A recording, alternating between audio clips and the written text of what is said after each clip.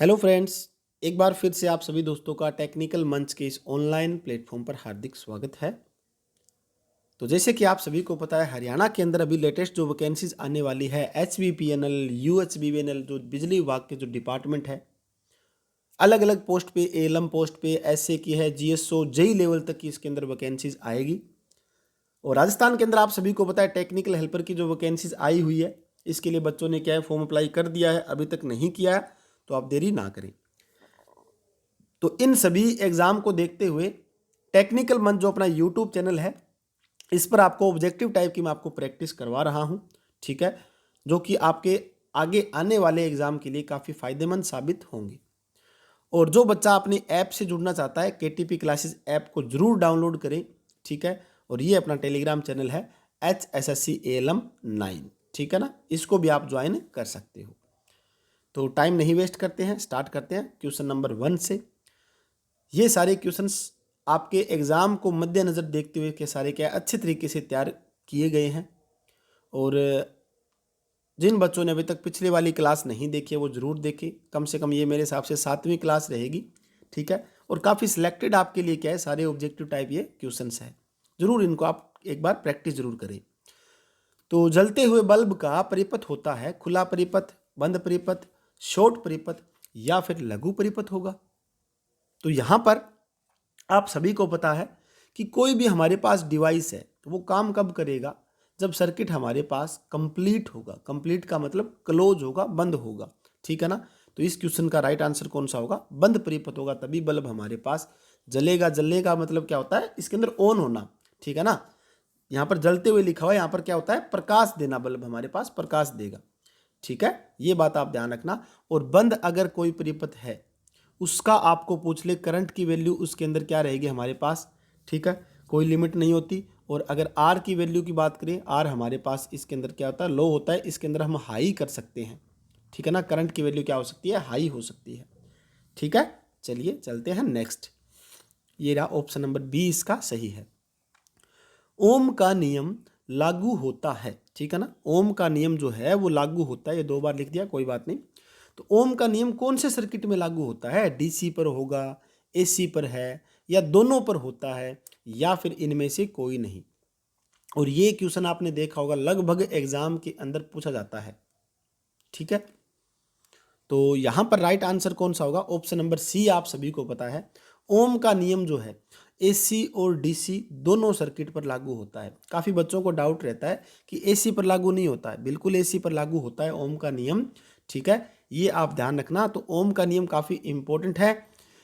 इस ओम के नियम की बात करें तो ओम का जो नियम आप सभी को पता है, जो हमारे पास इसके लागू करने के लिए एक तो दाब, ठीक है ना, दाब और एक तापमान जो है वो स्थिर होना चाहिए, तभी ओम का नियम हम वहाँ पर लागू कर सकते हैं, ठीक है ना।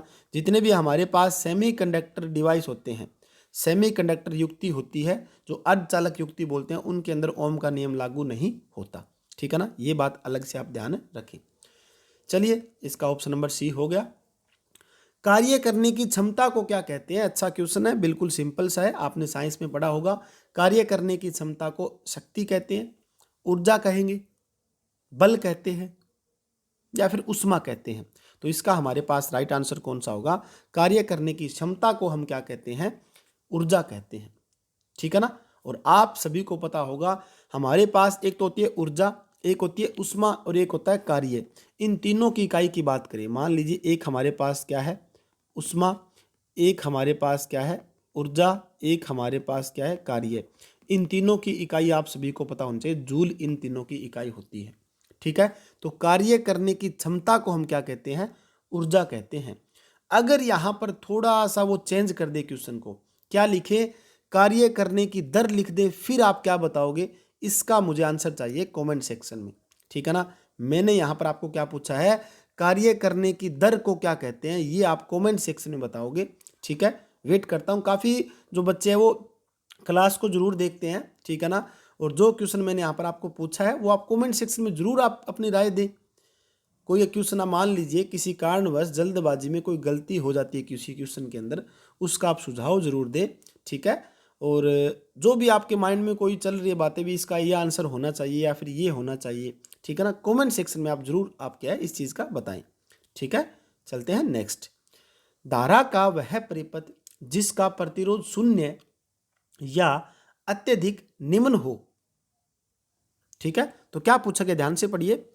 धारा का वह परिपथ जिसका प्रतिरोध शून्य या अत्यधिक निम्न हो, मतलब बिल्कुल ही कम हो, तो वो कौन सा होगा? बंद परिपथ होगा, खुला परिपथ होगा, लघु परिपथ होगा, या लीकेज हमारे पास परिपथ होगा। तो ये मैंने अभी आपको बताया था कि जो हमारे पास धारा शून्य कब होगी, धारा जो प्रतिरोध शून्य कब होगा, जिसके अंदर धारा की वैल्यू हमारे पास कुछ ना कुछ होने वाली है। ठीक है ना, प्रतिरोध की वैल्यू हमारे पास क्या है? शून्य होगी, तो उसके अंदर धारा की वैल्यू हमारे पास रहेगी, वो डिपेंड करेगी इस पर। शून्य है तो क्या होता है? आर बराबर क्या है? वी बटा आर फॉर्मूला है। आर को हमने शून्य किया तो आई क्या हो गया? आई हमारे पास बनता है इनफाइनाइट, अनंत होता है। ठीक है ना, ये बात आप ध्यान रखना यहाँ पर। अब कौन से सर्किट के अंदर ऐसा होता है जहां पर करंट इनफाइनाइट हो सकता है? तो वो आप सभी को पता है, जो हमारे पास लघु परिपथ होता है, इसके अंदर क्या है? जो धारा का वह परिपथ जिसका प्रतिरोध शून्य बोला गया है इसके अंदर, ठीक है ना, और अत्यधिक निम्न हो तो वो कौन सा होगा? लघु परिपथ होगा। ठीक है, ये बात भी आप ध्यान रखें, काफी अच्छा क्वेश्चन है। चलते हैं नेक्स्ट 5 नंबर क्वेश्चन पे। विशिष्ट प्रतिरोध किन कारकों पर निर्भर करता है? और विशिष्ट प्रतिरोध कुछ एक बच्चों को नहीं पता है तो वो ध्यान से सुनिए। आप सभी को फॉर्मूला पता है, आर बराबर रो एल बटा ए। ये हमारे पास क्या है? प्रतिरोध का फॉर्मूला होता है।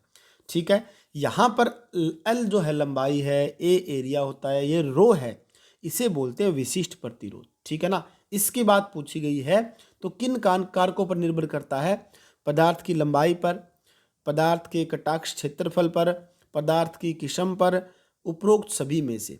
ठीक है ना, तो जो हमारे पास विशिष्ट प्रतिरोध है वो किस पर निर्भर करता है? पदार्थ किस चीज का बना हुआ है, चांदी है, तांबा है, एल्यूमिनियम है, किस चीज का बना हुआ है, तो ये हमारे पास निर्भर करता है विशिष्ट प्रतिरोध। और इसकी बात करें विशिष्ट प्रतिरोधकता की, तो इसकी हमारे पास इकाई क्या होती है? ओम गुणा में मीटर, इसकी इकाई याद रखना, काफी इंपॉर्टेंट है और मोस्टली एग्जाम के अंदर पूछा भी जाता है, जिसे हम इंग्लिश में क्या बोलते हैं? रजिस्टिविटी बोलते हैं इंग्लिश में। ठीक है ना, रजिस्टिविटी। ओके, ध्यान रखना। चलिए चलते हैं नेक्स्ट क्वेश्चन पे। श्रेणी परिपथ में होता है, श्रेणी का मतलब सीरीज परिपथ में होता है, प्रतिरोध को पर वोल्टता समान रहती है, यानी कि वोल्टता समान रहती है। प्रतिरोध शून्य हो जाता है यदि परिपथ खुला हो। प्रतिरोध का यहाँ पर थोड़ा सा मिस्टेक हो रखी है, कोई बात नहीं, टाइपिंग मिस्टेक हो जाती है। प्रतिरोध का प्रतिरोध समान रहता है। ठीक है, अगला क्या पूछा गया है? इनमें से कोई नहीं। अब मान लीजिए आपको पूछा गया श्रेणी परिपथ है आपके पास, ठीक है ना, कोई भी एक सीरीज सर्किट है, जैसे ये हमारे पास श्रेणी परिपथ है, प्रतिरोध हमने जोड़ दिए, तो प्रतिरोध पर बोल सकते हैं, यहाँ पर को नहीं होगा, प्रतिरोध पर वोल्टता समान रहती है। इस पर वोल्टेज, इस पर वोल्टेज, इस पर वोल्टेज सेम रहती है क्या? ये पहला ऑप्शन तो गलत है। प्रतिरोध शून्य हो जाता है यदि परिपथ खुला हो। अगर हमारे पास मान लीजिए परिपथ खुला है, ठीक है ना, तो उस टाइम प्रतिरोध शून्य हो जाएगा क्या? नहीं होगा, उस टाइम तो करंट शून्य होगा, परिपथ खुला होगा तो। ठीक है, तो ये भी गलत हो गया। प्रतिरोध समान रहता है, तो प्रतिरोध का प्रतिरोध समान रहता है, थोड़ा सा यहाँ पर अजीबोगरीब क्वेश्चन यहाँ पर ऑप्शन लिख दिए। बाकी आपको ध्यान क्या रखना है, यहाँ पर प्रतिरोध का करंट आएगा, यहाँ पर धारा जो है वो, ठीक है ना, धारा आएगा इसके अंदर ऑप्शन, तो धारा हमारे पास क्या रहता है? समान रहता है, ये आप ध्यान रखना है। ओके, तो ये देखिए इसमें इन्होंने ऑप्शन डी कर रखा है, इनमें से कोई नहीं। वैसे ठीक है, इसको देखते हुए ये ऑप्शन नहीं बैठ रहा। अगर हम यहाँ पर धारा लिख देते हैं ना, धारा लिखेंगे तो हमारे पास क्या है? ऑप्शन नंबर सी भी बन जाता है इसका। ठीक है, तो चलिए ये आपको समझ में आ गया होगा। तो नेक्स्ट क्वेश्चन आपके सामने है 7 नंबर क्वेश्चन। देखिए क्या दिया हुआ है, एक पदार्थ का प्रतिरोध किस पर निर्भर करता है? अब की बार पदार्थ का प्रतिरोध की बात है, ना कि जो विशिष्ट प्रतिरोधकता की बात है। ठीक है ना, तो पदार्थ का जो प्रतिरोध है, पदार्थ की लंबाई पर, पदार्थ के कटाक्ष क्षेत्रफल पर, पदार्थ की किस्म पर, सभी, तो इसका ऑप्शन हमारे पास सभी हो जाएगा, तो ऑप्शन नंबर डी इसका सही होगा। क्योंकि मैंने आपको फॉर्मूला बता दिया था, आर बराबर रो एल बटा ए होता है, तो लंबाई पर भी करेगा, कटाक्ष क्षेत्रफल भी करेगा और किस्म पर भी करेगा, यानी कि प्रतिरोधकता पर भी करेगा, विशिष्ट प्रतिरोधकता जिसे हम रजिस्टिविटी बोलते हैं। ठीक है, चलते हैं नेक्स्ट क्वेश्चन। देखिए 8 नंबर क्वेश्चन काफी इंपॉर्टेंट है, सोच समझकर इसका आंसर देना है आपको। यदि तांबे के तार की लंबाई खींच दुगनी कर दी जाए, तांबे के तार की लंबाई हमने क्या की है, खींच कर दुगनी कर दी जाए, तो तार का प्रतिरोध होगा। अब हमारे पास क्या है, आप सभी को पता है R बराबर रो L बटा A फॉर्मूला होता है। यहां पर हम बात करें रो की, तो रो का तो कोई काम ही नहीं है, क्योंकि हमने ये नहीं बोला भी तांबे का तार हमने यूज किया तो बाद में किसी और को यूज कर लिया, ठीक है ना। तो रो तो इसके अंदर सेम ही है, तांबे का तार है वो तांबे का ही रहेगा। चेंज किसको किया है, खींच कर लंबाई को दोगुनी कर दी। अब लंबाई हमारे पास खींचा है तो 2L हो गई, खींचने के बाद पतला हो जाएगा तार, यानी कि जो एरिया है वो भी कम हो जाएगा, तो A बटा हम 2 कर देंगे, ठीक है ना। क्योंकि पहले मान लीजिए तार हमारे पास ये था, इसको खींचते हैं, खींचेंगे तो तार हमारे पास पतला हो जाएगा, ठीक है ना। तो पहले एरिया A था, तो अब एरिया हमारे पास A बटा 2 हो जाएगा, ठीक है। तो ये 2 ऊपर जाएगा तो हमारे पास कितना हो जाएगा, 4L बटा में A बनेगा, और ये किसके बराबर है, R के बराबर। तो R का कितना मतलब हो गया हमारे पास, 4 गुना हमारे पास क्या है, R पहले से ज़्यादा हो जाएगा, ठीक है। चेक करते हैं, पहले का 4 गुना, अगला क्या दे रखा है, पहले से 8 गुना, पहले से 2 गुना, इनमें से कोई नहीं, तो आप सभी को यहाँ पर दिखाई दे रहा है पहले से 4 गुना सही हो जाएगा इसका ऑप्शन, ठीक है ना। ध्यान रखना, खींच कर बात की तो, अब आप बोलोगे खींच कर ना हो तो खींच कर ना होता तो हमारे पास एरिया रहता सेम, तो उस टाइम हमारे पास ऑप्शन नंबर सी सही होता, ठीक है ना। तो ये चीज़ें आपको जरूरी है करनी। चलते हैं नेक्स्ट ऑप्शन पे, यहाँ पर देखिए ऑप्शन नंबर ए सही है। 9 नंबर क्वेश्चन देखिए, एक क्षतिग्रस्त प्रतिरोध हो सकता है। मान लीजिए कोई प्रतिरोध है वो डैमेज हो गया, तो किस कारण होगा, ओम मीटर से जांचना जा सकता है, ठीक है ना। उसके बाद जला हुआ हो सकता है, अधिक प्रतिरोध प्रस्तुत कर सकता है। तो हमारे पास कोई भी जो प्रतिरोध है, एक क्षतिग्रस्त है, डैमेज है, तो वो जला हुआ भी हो सकता है, ओम मीटर से हम उसको जांच भी सकते हैं और उसकी प्रतिरोध प्रस्तुत भी कर सकता है। तो उपरोक्त में से सभी इसका ऑप्शन हो जाएगा, ठीक है ना। चलिए, तो ये आप सभी साथियों के लिए, जैसे कि आप सभी ने देख लिया होगा कि इलेक्ट्रिशियन थ्योरी की जो स्पेशल अपनी बुक पूरे हरियाणा के अंदर जो पिछला जो एग्ज़ाम हुआ था उस टाइम क्या है, एलम के लिए काफ़ी फायदेमंद साबित हुई थी, ठीक है ना। और बहुत से बच्चों ने क्या है, काफ़ी प्यार और प्रेम भी दिखाया है। लगभग काफ़ी बुक जो है वो पूरे हरियाणा के अंदर सेल भी हुई है, ठीक है। तो जो बच्चा अभी सोच रहा है भी हरियाणा के एग्ज़ाम की वो तैयारी करना चाहता है, या फिर जो बच्चा राजस्थान टेक्निकल हेल्पर के लिए भी चाहता है, तो इस बुक को आप मंगवा सकते हो। इस बुक के अंदर आपको 15 टेस्ट भी मैंने दिए गए हैं, ठीक है ना। तो इस बुक को आप मंगवाइए, ठीक है। जो बच्चा वास्तव के अंदर मान लीजिए जो इलेक्ट्रिशियन थ्योरी लाइनमैन की तैयारी करना चाहता है, या एलम एसए के लिए भी काफ़ी फायदेमंद साबित होगी है, एसए के लिए भी, ठीक है। तो यहाँ पर ये नंबर दिए हुए हैं, इन नंबर पर आप क्या है अपना मैसेज ड्रॉप कर सकते हो, ठीक है। और अधिक जानकारी के लिए जो ऑफलाइन जो हमारी क्लास शुरू हो रही है वो क्या है, MBS academy Bhattu road Nathushri Chopta Sirsa, यहाँ पर अपनी ऑफलाइन क्लास भी अभी लेटेस्ट जो है वो 1 तारीख से शुरू हो जाएगी, 1 मार्च से, ठीक है ना। तो ये बुक अगर कोई बच्चा चाहे मंगवाना चाहता है तो बिल्कुल आप क्या है मंगवा सकते हो। अपना जो है वो एड्रेस इस नंबर पर आप सेंड कीजिए, बाई पोस्ट आपके पास पहुंच जाएगी, ठीक है। चलते हैं नेक्स्ट। ताप गुणांक का मात्रक होता है, ताप गुणांक के मात्रक की बात करें तो ताप गुणांक आप सभी को पता है, जिसे हम टेम्परेचर कोफिशिएंट बोलते हैं, ठीक है ना। तो इसका मात्रक पूछा गया है, तो पाई डिग्री सेल्सियस, 1/डिग्री सेल्सियस, पाई एम, उसके बाद पाई बटा डिग्री सेल्सियस। तो इसका आप सभी बच्चों को पता होगा कि जो तापक गुणांक का मात्रक क्या होता है, 1 डिग्री सेल्सियस है, ठीक है ना। काफ़ी इंपॉर्टेंट है। और 2 चीज़ें आप ध्यान रखिए, अगर पॉजिटिव तापक गुणांक की बात करें तो ये तो होता है चालक का, ठीक है ना। और नेगेटिव तापक गुणांक की बात करें ये होता है कुचालक, जिसे इंसुलेटर बोलते हैं। अब किसी बच्चे ने पूछ लिया सर आप अर्धचालक का बताइए, जो कि हरियाणा के एग्जाम के अंदर पूछा गया था, ठीक है ना। एलम के एग्जाम के अंदर पूछा गया था अर्धचालक के बारे में। तो अर्धचालक का तापक गुणांक भी क्या होता है, नेगेटिव ही होगा, ध्यान रखना है। और ये क्वेश्चन एग्जाम के अंदर पूछा गया था, ठीक है। चलिए चलते हैं नेक्स्ट क्वेश्चन पे, इसका ऑप्शन नंबर बी सही हो गया। श्रेणी में जुड़े 5 प्रतिरोधों में से, ठीक है ना, क्या बोल रहा है ध्यान से क्वेश्चन देखिए। श्रेणी में जुड़े हैं 5 प्रतिरोध, 1 2 3 4 और 5 प्रतिरोध श्रेणी में जुड़े हुए हैं।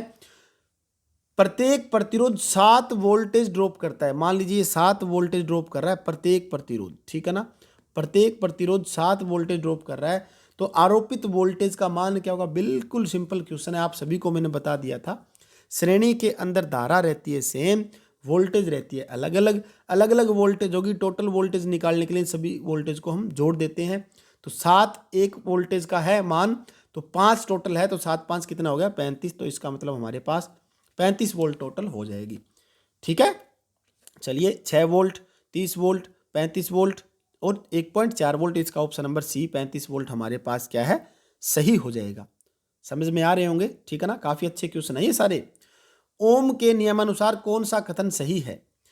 विभवांतर प्रतिरोध के समानुपाती होता है, धारा विभवांतर के समानुपाती होती है, प्रतिरोध धारा के समानुपाती होता है, धारा ईएमएफ के विलोमानुपाती होता है। तो ओम के नियमानुसार सही कौन सा है? तो आप सभी को पता है V डायरेक्टली प्रोपोर्शनल होता है करंट। बस हमें यही चेक करना है।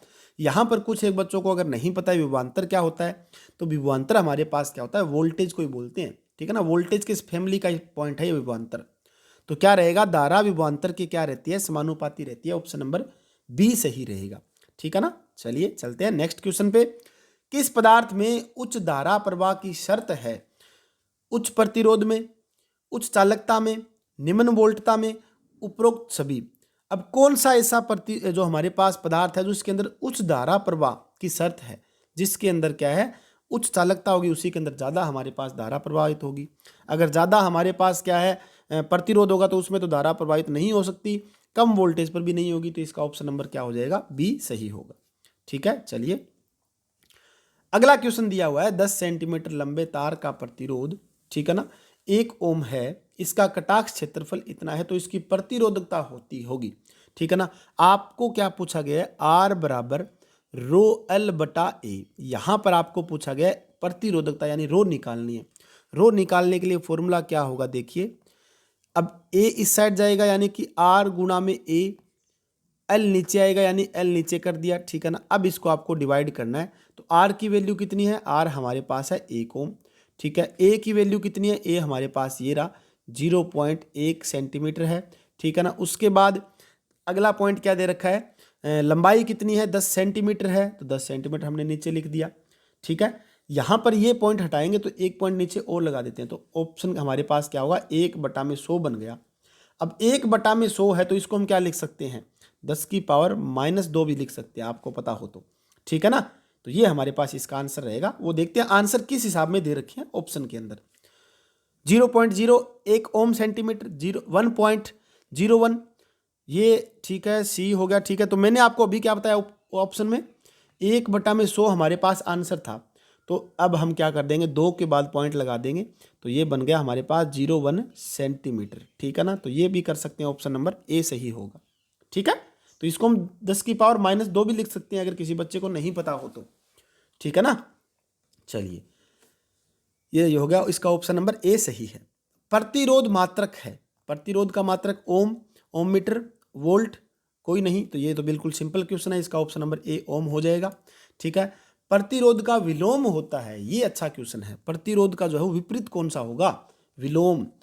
तो विशिष्ट प्रतिरोध होता है, धारा होगी, चालकता होगा, या फिर सभी होंगे। तो आप सभी को पता है कि प्रतिरोध क्या करता है? धारा को रोकने का काम करता है। आप सभी को पता है ना कि प्रतिरोध जो है वो धारा को रोकने का काम करेगा। तो ऐसा कौन सा इसके अंदर पॉइंट बनेगा जो धारा की सहायता करता है? तो वो तो हमारे पास चालकता ही बनता है। चालकता क्या करता है? धारा की सहायता करता है। और चालकता को हम किससे प्रदर्शित करते हैं?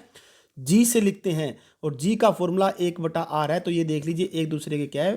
विलोम है, विलोमानुपाती यानी कि बोलते हैं इसे हम, ठीक है ना। तो ये पॉइंट आपको समझ में आ गया होगा। और इसकी इकाई ध्यान रखना है हमेशा, चालकता की इकाई हम क्या लिखते हैं? महो लिखते हैं। चालकता की इकाई महो, या फिर हम क्या बोलते हैं इसको? साइमन, ठीक है ना। महो या फिर साइमन इसकी इकाई होती है, ठीक है। चले नेक्स्ट क्वेश्चन पे। 17 नंबर क्वेश्चन पर परिपथ, एक मिनट जस्ट वेट। चलिए देखिए, परिपथों का वह गुण जो विद्युत धारा का विरोध करता है, ये बिल्कुल सिंपल क्वेश्चन है। तो एम्पियर बोलेंगे, विशिष्ट चालकता बोलेंगे, चालकता कहेंगे, या प्रतिरोध कहेंगे जो विरोध करेगा। तो ये हमारे पास क्या है? चालकता ही कहेंगे इसे, ठीक है ना। आप देखना आपका जो एग्जाम होगा उस टाइम, मेरा मानना ये है भी लगभग जो आपको क्वेश्चंस करवा रहा हूँ इन्हीं के आसपास ही आपको बातें पूछी जाएगी, ठीक है ना। मीडियम लेवल चल रहा है बिल्कुल, ना ज़्यादा टफ है ना ज़्यादा क्या है ईजी भी है।